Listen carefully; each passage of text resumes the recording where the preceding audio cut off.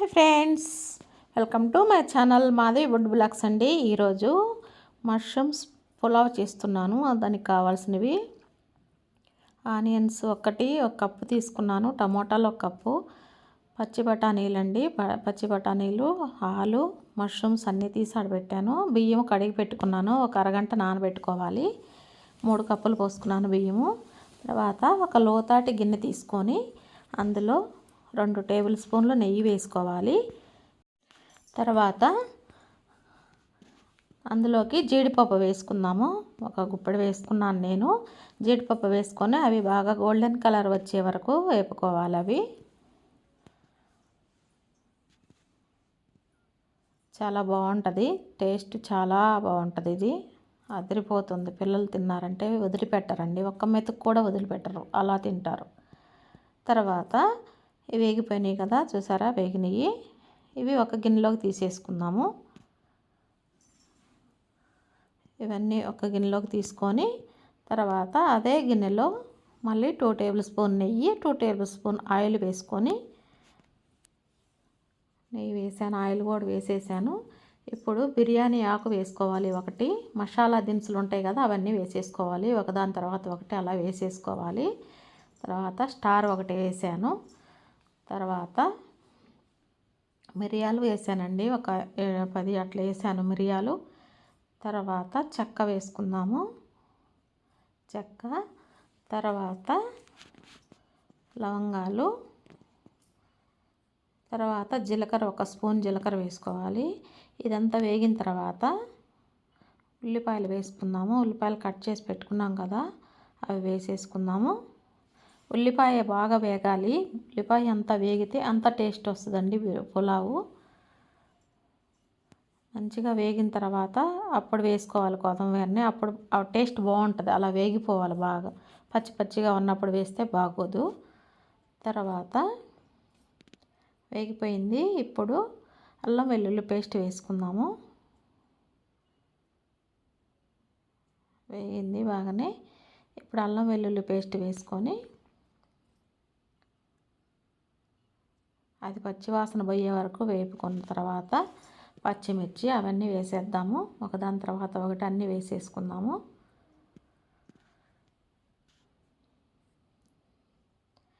ఏం చేస్తున్నారండి? వీడియో చేయక చాలా రోజులైంది. చేస్తూనే ఉంటానండి, ఒక వీడియో చేస్తాను.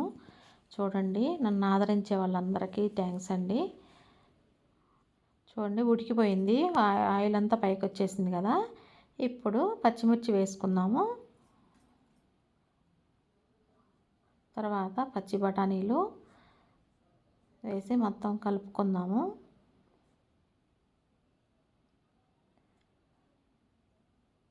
హెల్దీ ఫుడ్ అండి ఇది. హెల్దీగా ఉంటుంది, తినడానికి బాగుంటుంది. ఇంకా కర్రీస్ ఏమీ అవసరం లేదు, పెరుగు వేసుకొని తినేసేయచ్చు. తర్వాత మష్రూమ్స్ వేసుకుందాము. మష్రూమ్స్ వేసుకున్న తర్వాత అవి కొంచెం తిప్పేసుకొని కలుపుకున్న తర్వాత పొటాటో ఉన్నాయి కదా, ఆలు వేసుకుందాము. ఇవి కొంచెం కలపాలి. నెయ్యి, ఆయిల్ వేస్తాం కదా, స్మెల్ అయితే చాలా బాగుంటుందండి. ఇప్పుడు ఆలు వేసేసుకుందాము. ఆలు కూడా కొంచెం వేగాలి. ఆయిల్లోనే ఉడికితే చాలా టేస్ట్ బాగుంటుంది. ఉడికిపోయింది చూడండి. తర్వాత ఇప్పుడు టమాటాలు వేసేసుకుందాం. టమాటా కూడా బాగా ఉడికిపోవాలి. ఉడికిన తర్వాత అప్పుడు అన్నీ మసాలాలన్నీ వేసుకొని అప్పుడు రైస్ వేసుకుందాం. చూడండి, అంతా కలిపేసుకోవాలి. అలా కలిపేసుకొని మూత పెట్టేసుకొని ఒక్క నిమిషం వదిలేసేయాలి. మొత్తం మగ్గిపోతుంది టమాటా కూడా.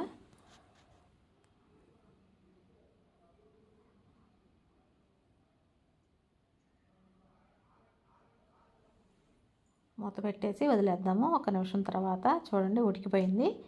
ఇప్పుడు కొంచెం పసుపు, తర్వాత 1 teaspoon garam masala, 1 spoon, తర్వాత ధనియాల పౌడర్ 1 స్పూను, ఆ తర్వాత కారం 1 స్పూను. తర్వాత కారం వేసుకుందాము.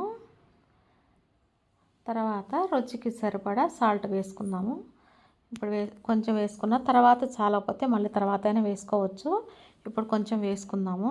2 టేబుల్ స్పూన్లు వేసాను, ఎక్కువే పడుతుంది సాల్ట్. ఇదంతా మొత్తం కలిపేసేయాలండి బాగా. మొత్తం కలిపేసుకున్న తర్వాత అప్పుడు రైస్ వేసుకుందాము.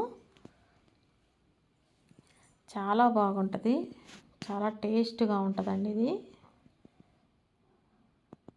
టేస్ట్ అయితే సూపర్. తర్వాత ఇప్పుడు రైస్ వేసుకుందాము. ఒక అర్ధగంట నానబెట్టుకోవాలండి. ఇవి బాస్మతి రైస్ ఇవి. మొత్తం వేసేసుకొని మొత్తం కలిపేసుకుందాము. ఇప్పుడు 1 గ్లాసు బియ్యం తీసుకుంటే 2 గ్లాసులు వాటర్ వేయాలి. ఇప్పుడు 6 గ్లాసులు వాటర్ వేసానండి, వేస్తున్నాను. 3 గ్లాసులు బియ్యం కదా, 6 గ్లాసులు వాటర్ వేసాను. తర్వాత ఇందులోకి పుదీనా కొత్తిమీర వేసుకోవాలి. తర్వాత వేయించి పెట్టుకున్నాం కదా జీడిపప్పు, అవి కూడా వేసేద్దాము. ఇప్పుడు సాల్ట్ సరిపోకపోతే ఇప్పుడు వేసుకోవచ్చండి. మొత్తం కలిపేసుకునేటప్పుడు చూసుకోవాలి సాల్ట్ సరిపోతుందా లేదా అని. నాకైతే సరిపోయింది. మొత్తం కలిపేసి మూత పెట్టి ఒక 10 నిమిషాలు ఉడికించాలండి. లో ఫ్లేమ్లో పెట్టుకోవాలి, హైలో పెట్టకూడదు. లో ఫ్లేమ్లో పెట్టేసి ఒక 10 నిమిషాలు అలా వదిలేస్తే ఉడికిపోతుంది సన్న సెగ మీద. కుక్కర్లో అయితే ఒక విజిల్ వస్తే అయిపోతుంది. నేను కుక్కర్లో పెట్టలేదు, గిన్నెలో పెట్టుకున్నాను. ఇప్పుడు మూత పెట్టేసి వదిలేసేయాలి. ఒక 10 నిమిషాల తర్వాత చూడండి ఎలా ఉడికిపోయిందో. చాలా బాగా వచ్చిందండి, పొడి పొడిగా వచ్చేసింది. రైస్ అయితే చాలా బాగుంది, చాలా టేస్టీగా కూడా ఉంది. వీడియో నచ్చితే లైక్ చేయండి, షేర్ చేయండి, సబ్స్క్రైబ్ చేసుకోండి friends. Thank you for the watching. Thank you.